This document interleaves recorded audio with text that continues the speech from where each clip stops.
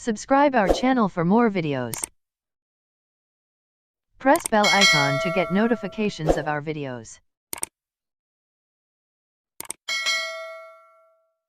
नमस्कार दोस्तों, स्वागत है आपका हमारे YouTube चैनल महेश प्रजापति में। आज हम करने वाले हैं 10th क्लास ज्योमेट्री का हिंदी मीडियम का पार्ट 3 वृत्त, जिसमें हम करेंगे एक्सरसाइज 3.5 बहुत ही इम्पोर्टेंट चैप्टर एक्सरसाइज है। इसमें से एक नहीं क्वेश्चन आता ही है और यहाँ पे टोटल 5 क्वेश्चन है और पांचों जो क्वेश्चन है किसी न किसी प्रमेय के ऊपर डिपेंड है। तो यहाँ पे टोटल 3 प्रमेय हैं जिनके ऊपर यह एक्सरसाइज डिपेंड है। तो एक्सरसाइज स्टार्ट करने के पहले हम सारे प्रमेय देख लेंगे जिसका यूज़ हमने इस एक्सरसाइज में किया है। यदि आप हमारे चैनल पर नए हैं तो हमारे चैनल को सब्सक्राइब कर लीजिए और साइड में दी गई बेल बटन जरूर दबाइए, जिससे कि आने वाले एजुकेशनल, मोटिवेशनल और एजुकेशनल टिप्स की वीडियो लगातार आपको मिलती रहे। तो चलिए स्टार्ट करते हैं आज की वीडियो।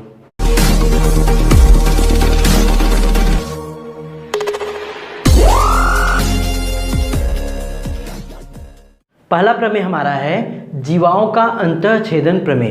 देखिए, जब दो जीवाएं हैं और दोनों वृत्त के अंत भाग में अगर मिलती हैं या छेदन किसी एक बिंदु पे छेदित करती हैं, प्रतिच्छेदित करती हैं, तो वहाँ पे प्रमेय कैसा बनेगा? समझिए दो जीवा है, जैसे जीवा ए बी है और जीवा सी डी है। दोनों एक दूसरे के वृत्त के अंत भाग में कहाँ पे स्पर्श कर रही है, टच कर रही है, काट रही है, प्रतिच्छेदित कर रही है बिंदु ई पर। तो यहाँ पे प्रमेय कैसा बनेगा?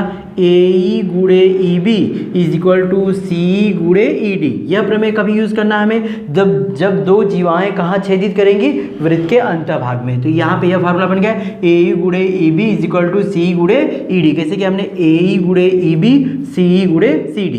दूसरा हमारा प्रमेय है जीवाओं का बहिर्छेदन प्रमेय। मतलब दो जीवाएं होंगी लेकिन दोनों एक दूसरे को वृत्त के बाएं भाग में प्रतिच्छेदित करेंगी। जैसे एक जीवा ए बी है और दूसरी जीवा कौन है? सी डी है, लेकिन दोनों कहाँ जा रही हैं? बाहर वृत्त के, और कौन से बिंदु पर प्रतिच्छेदित कर रही है? बिंदु ई पर। तो यहाँ पे क्या हो जाएगा? जीवाओं का बहिर्छेदन प्रमेय होगा। यहाँ पे प्रमेय कैसे लगाएंगे हम? ए ई यहाँ तक लास्ट तक लेना है हमें, जीवा को यहाँ पे नहीं लेना, ए बी नहीं लेना, ध्यान दीजिएगा बस। ए ई गुणे बी या तो ई भी लिख सकते हैं और सी गुणे ई डी या तो डी। क्या हो जाएगा भाई? ध्यान दीजिए, ए ई गुणे ई बी और सी गुणे ई डी हो गया। यह सेकेंड वाला प्रमेय हो गया। और थर्ड प्रमेय जो हम इस एक्सरसाइज में यूज करने वाले हैं वह स्पर्श रेखा छेदन रेखा प्रमेय। ये देखिए, यह वृत्त है जिसका केंद्र हमें नहीं बताना है, केंद्र यहाँ पे है, और यह वृत्त की क्या है? यह स्पर्श रेखा है और यह उसकी छेदन रेखा है। ध्यान दीजिएगा, वृत्त की क्या होनी चाहिए? एक स्पर्श रेखा और एक छेदन रेखा।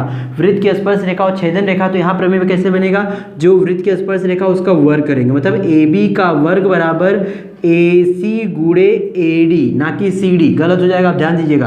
ए बी का वर्ग बराबर ए सी गुणे ए डी। यहाँ पे हमें 3 प्रमेय मैंने बता दिया, इन्हीं तीनों को प्रमेय का यूज करके हम एक्सरसाइज 3.5 करने वाले हैं। तो चलिए स्टार्ट करते हैं एक्सरसाइज 3.5।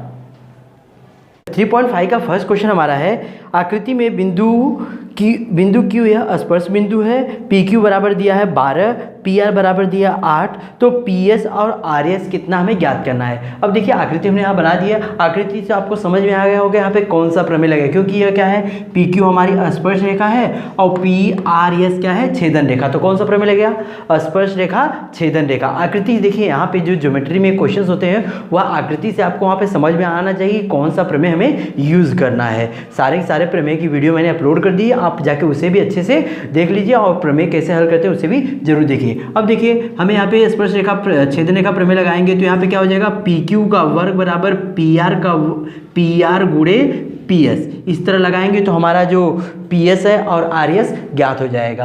चलिए लिख लेते हैं हल में, रेखा पी क्यू वृत्त की स्पर्श रेखा तथा रेखा पी आर एस वृत्त की छेदन रेखा है।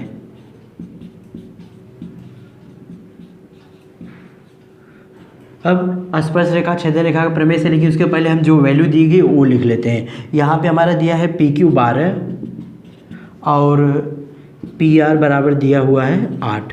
अब उसके बाद हम लिखेंगे स्पर्श रेखा छेदन रेखा प्रमेय से।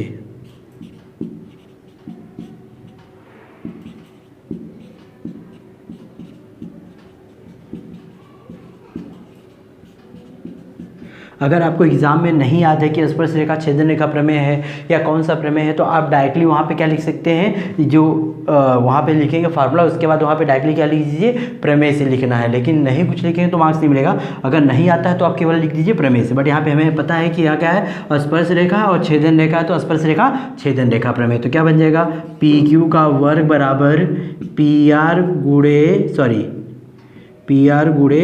पी एस हो गया। पी क्यू का वर्ग, पी क्यू कितना दिया है 12, 12 का वर्ग बराबर पी आर कितना दिया है 8, और पी एस हमें ज्ञात करना है। अब 12 का वर्ग करना है तो वर्ग कर देते हैं। तो 12 को हम कितने बार लिख सकते हैं, 2 बार। 12 गुणे 12 बराबर 8 गुणे पी एस ज्ञात करना है। 8 का गुणा इस साइड क्या हो जाएगा, भाग, मतलब P S is equal to 12 गुणे 12 भागे 8। ये कट रहा है 4 से, 4 तिहाई 12, 4 दूनी 8, ये 2 से इसको काट देते हैं 6, 6 गुणे 3, 6 3 कितना हो गया 18। पी एस का मान कितना आ गया 18। ये है कि हमने ज्ञात कर दिया पी एस। अब पी एस निकल गया, उसके बाद हमें क्या निकालना है, आर एस निकालना है। देखिए आर एस कौन सा ए है। अब पी एस हमारा टोटल कितना हो गया 18। अब यहाँ से यहाँ 18 है और यह दिया है 8, तो बचा हुआ हम निकाल सकते हैं आसानी से, क्योंकि तीनों पॉइंट क्या है, एक रेखी है। तो यहाँ पे लिखेंगे पी एस बराबर, बड़ा वाला पी एस बराबर P R plus R S, P R plus R S. क्यों, क्योंकि पी आर और एस क्या है, एक रेखी है। पी आर एस एक रेखी है। अब पी एस का मान हमने निकाला है 18, पी आर हमारा यहाँ पे दिया है 8, प्लस आर एस हमें ज्ञात करना है। 8 का प्लस इस साइड है तो minus, R S equal 18 minus 8, so R S is equal to कितना हो जाएगा 10। पहला सवाल हमने यहाँ पे पी एस और आर एस का मान ज्ञात करके बता दिया। अब देखते हैं सवाल नंबर दूसरा। सवाल नंबर दूसरा देखिए, इसमें आपको आकृति में समझ में आ जाएगा कि कौन सी प्रमेय यूज़ करना है। यहाँ पे देखिए दिया है जीवा एम एन और जीवा आर एस एक दूसरे को बिंदु डी पर प्रतिच्छेदित कर रहे हैं। मतलब दोनों कहाँ कर रहे हैं प्रतिच्छेदित, या तो वृत्त के बाहर या तो वृत्त के अंदर। तो यहाँ पे कहाँ कर रही है, वृत्त के अंदर। अगर वृत्त के अंदर कर रही है तो कौन सा प्रमेय लगेगा, जीवाओं का अंतःछेदन प्रमेय लगेगा। तो आप इसको कर लीजिएगा, मैंने इसको बताने वाला हूँ और बहुत आसान है। अगर आपको नहीं आ रहा हो तो इंग्लिश मीडियम की वीडियो की लिंक आपको डिस्क्रिप्शन बॉक्स में मिल जाएगी, जाके उसको आप देख के समझ के कर सकते हैं। तो क्वेश्चन नंबर 2 बहुत इजी है। वहाँ पे आप कैसे लेंगे, 2 सवाल वहाँ पे हैं अलग अलग तरह का, क्योंकि एक में वैल्यू अलग दी गई, एक में वैल्यू अलग दी गई, तो उसको ध्यान से आप कर लीजिए। अब आते हैं क्वेश्चन नंबर तीसरे की तरह।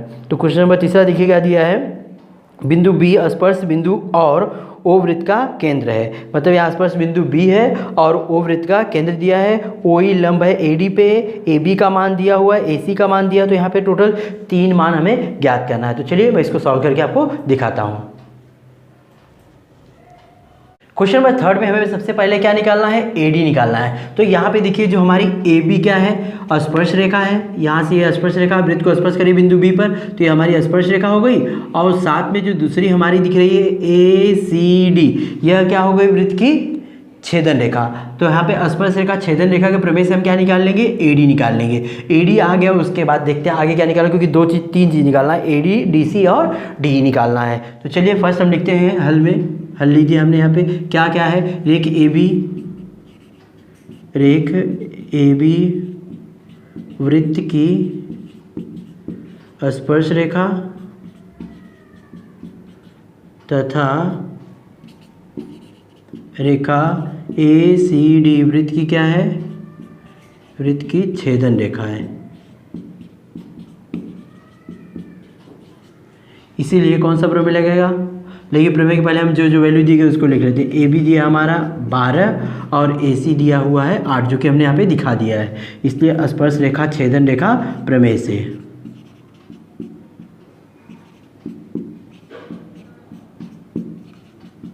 स्पर्श रेखा छेदन प्रमेय। चलिए स्पर्श रेखा छेदन प्रमेय क्या होता है, ए बी का वर्ग, जो स्पर्श रेखा उसका वर्ग बराबर ए सी, यहाँ तक ए सी गुणे ए डी, ए डी, ए सी गुणे सी डी नहीं लेना। कई बार बच्चे क्या करते हैं, ए सी लेते हैं फिर बाद में सी डी लेगा, गलत हो जाएगा। एक बार ए सी, एक बार क्या लेना है, ए डी लेना है। चलिए ए बी का मान कितना दिया है हमें ज्ञात का, सॉरी ए बी दिया है 12 का वर्ग, और ए सी दिया है 8 और ए डी हमें ज्ञात करना है। 12 का वर्ग मतलब क्या लिख सकते हैं, 12 गुणे 12 हम लिख सकते हैं। चलिए लिख देते हैं यहाँ पे 12 गुणे 12 बराबर 8 गुणे ए डी। AD का मान निकालना, 8 का है गुणा, इस साइड तो क्या हो जाएगा भाग, तो AD इज इक्वल टू 12 गुणे 12 भागे 8। इसको काटते हैं, 4 से कट जाएगा, 4 3 12, 4 दूनी 8, 2 से इसको काटेंगे कितना आएगा 6, 6 त्रिके 18। AD का मान यहाँ पे क्या आ गया 18 आ गया। ये हमने फर्स्ट ज्ञात कर दिया। उसके बाद दूसरा हमें क्या ज्ञात करना है, DC ज्ञात करना है, और उसके बाद D ज्ञात करना है। पहले DC देखिए, DC कैसे आएगा, क्योंकि ACD क्या है, एक रेखी है, तो यहाँ लिखेंगे AD बराबर बड़ा वाला AD बराबर AC प्लस DC। क्यों, क्योंकि ADC क्या है, सॉरी ACD क्या है, एक रेखी है। AD का मान हमने निकाला कितना 18, AC का मान दिया हुआ है 8 प्लस DC हमें क्या करना है, ज्ञात करना है। DC का यहाँ पे 8 का यहाँ प्लस इधर है तो minus, DC is equal to 18 minus 8, so DC is equal to कितना हो गया 10, ये भी आ गया। लास्ट हमें ज्ञात करना था D ज्ञात करना है। D कौन सा है, यह है। अब देखिए यहाँ से यहाँ तक आपको पता है कितना है 10 है, DC हमें पता है 10 है, और यह वृत्त क्या है, उस जीवा पे क्या है, लंब है। DC क्या है, जीवा है, और यह जीवा पर लंब है। तो हमने बहुत पहले पढ़ा है कि वृत्त की त्रिज्या अगर जीवा पर लंब होती है तो वह जो वृत्त से खींची गई स्पर्श लंब रहता है वह जीवा को 2 भागों में बांटता है। वृत्त के केंद्र से डाला गया लंब जीवा को 2 भागों में समद्विभाजित करता है, प्रमेय हमने पढ़ा है। तो उसकी वजह से क्या हो जाएगा, जो D का मान कितना हो जाएगा, हाफ हो जाएगा। किसका, DC का। DC कितना दिया था 10, तो D कितना हो जाएगा 5। यहाँ पे लिखेंगे रेख OE लंब है किसके ऊपर, जीवा DC पर।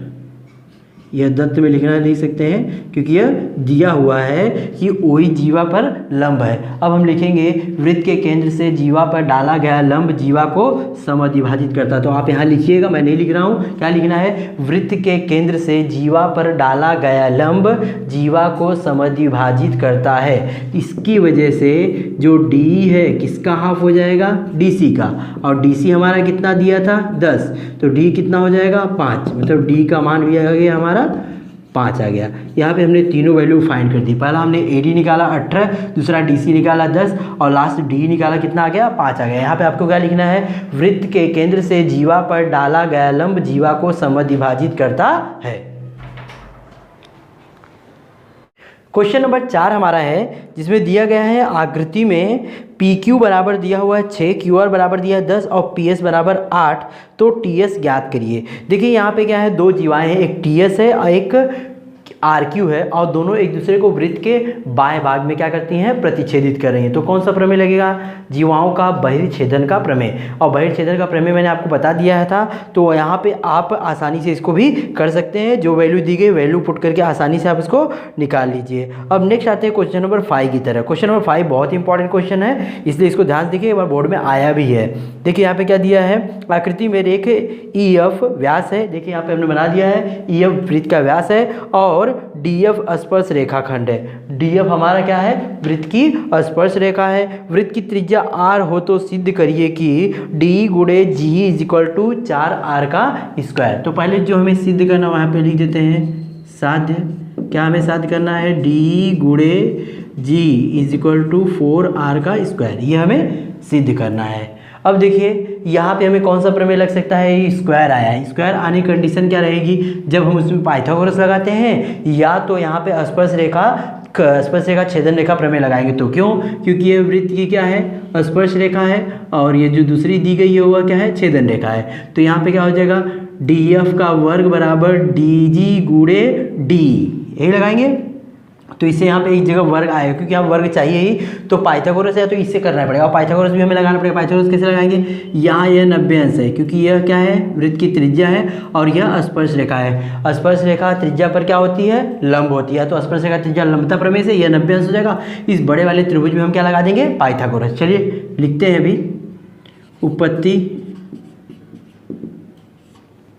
रेख DF वृत्त की स्पर्श रेखा तथा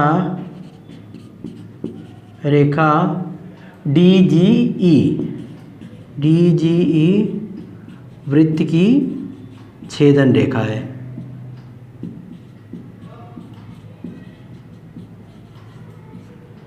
छेदन रेखा है, इसलिए कौन सा प्रमेय लगेगा? स्पर्श रेखा छेदन रेखा प्रमेय। स्पर्श रेखा छेदन रेखा प्रमेय।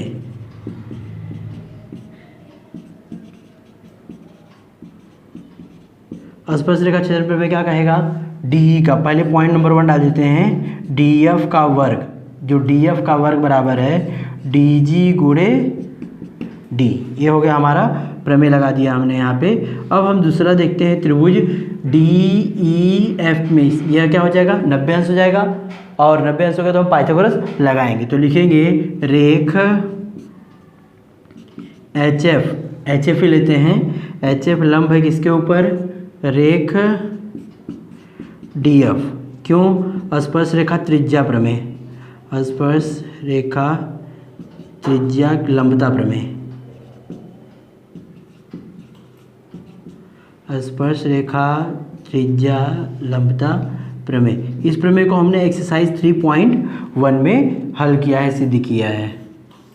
चलिए, तो अब हमें यहाँ पे यह कोण कितना हो जाएगा? 90। इसलिए त्रिभुज डी एफ ई में कोण डी एफ ई कितना है?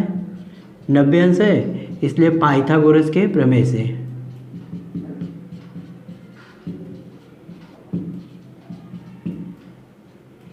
पाइथागोरस का प्रमेय क्या कह रहा है? कर्ण का वर्ग। कर्ण कौन है? डी। डी का वर्ग बराबर डी एफ का वर्ग प्लस ई एफ का वर्ग। यही हो गया। अब हमें जो सिद्ध करना है वहाँ पे क्या चाहिए? डी चाहिए, हाँ डी मिल जाएगा, और ई एफ भी है, ई आर नहीं है। ई आर क्या करना पड़ेगा? अब देखिए डी एफ के यहाँ पे वैल्यू दी गई, इससे डी एफ यहाँ से हमें मिल गया। डी तो हमें चाहिए, डी एफ हमें यहाँ पे ऑलरेडी हमने डी एफ का वर्ग निकाल चुके हैं, बचा है ई एफ। ई एफ देखिए क्या है, यहाँ पे त्रिज्या को दिया है आर, तो यह भी आर, मतलब यहाँ से यहाँ तक कितना हो जाएगा? 2r हो जाएगा। मतलब ई से ले एफ हम क्या लिख सकते हैं? 2r लिख सकते हैं, और डी की जगह डी रहने देते हैं, और जहाँ डी एफ है वहाँ पे क्या कर सकते हैं? D G into D, D G into G plus 2r का square. D square is equal to D G into G plus 4r का स्क्वायर, क्योंकि 2 का वर्ग कितना हो? 4, r का स्क्वायर है, 4r का स्क्वायर। यहाँ पे हम कथन नंबर 1 से लिखे हैं, तो लिख से कथन नंबर 1 से। अब हमें 4r स्क्वायर वहीं पे चाहिए, क्योंकि इक्वल के उस साइड चाहिए, तो हम इस पार्ट को यहाँ पे लेके आते हैं। डी स्क्वायर ऐसे रहेगा, ये इस साइड आएगा, तो यहाँ प्लस है तो क्या हो जाएगा? माइनस डी जी गुणे जी प्लस, सॉरी उस साइड क्या बचेगा? केवल 4r का स्क्वायर। देखिए जो सिद्ध करना था आ गया, 4r स्क्वायर आ गया, 4r स्क्वायर आ गया। अब हम क्या करते हैं? देखिए D square is equal to D G into G. अब यहाँ पे हमें, ये गलत हो गया, यहाँ पे डी जी नहीं बल्कि डी है, इसको आप डी कर लेंगे कि डी है। हाँ, अब यहाँ पे भी डी है, यहाँ पे भी डी है, दोनों साइड में डी है। जैसे होता है ना ए बी माइनस ए सी, देखिए दोनों साइड में क्या दिख रहा है? ए, तो ए हम कॉमन लेते हैं तो क्या पता है? बी माइनस सी। तो यहाँ पे भी हम क्या करेंगे? डी, देखिए यहाँ पे भी है डी, यहाँ पे भी है डी, कॉमन ले लेते हैं, तो एक क्या बचेगा? यहाँ पे डी बचेगा, माइनस यहाँ पे क्या बचेगा? डी जी बचेगा। एक डी निकल गया, तो यहाँ डी बच गया, और यहाँ क्या बचेगा? D G is equal to 4r का स्क्वायर। डी तो एज इट इज़ है ही। अब डी में से जब देखिए डी में से जब डी जी माइनस करेंगे तो क्या बचेगा? जी। तो यहाँ पे हम क्या लिख देंगे? जी इज इक्वल टू 4r का स्क्वायर। ऐसा क्यों हुआ?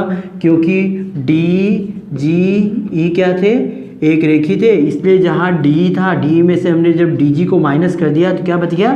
जी। यह हमारा सिद्ध हो गया। क्या हो गया? डी गुणे जी इज इक्वल टू 4r का स्क्वायर। इस तरह यहाँ पे क्वेश्चन नंबर 5 भी हमने कंप्लीट कर दिया है। इस तरह एक्सरसाइज हमने 3.5 आपको एक्सप्लेन करके बता दिया। यहाँ पर हमने एक्सरसाइज 3.5 पूरी तरह कंप्लीट कर दिया है। हमारी वीडियो कैसी लगी हमें कमेंट करके जरूर बताएं। यदि हमारी वीडियो आपको अच्छी लगी तो अपने दोस्तों में जरूर शेयर करें। Thank you.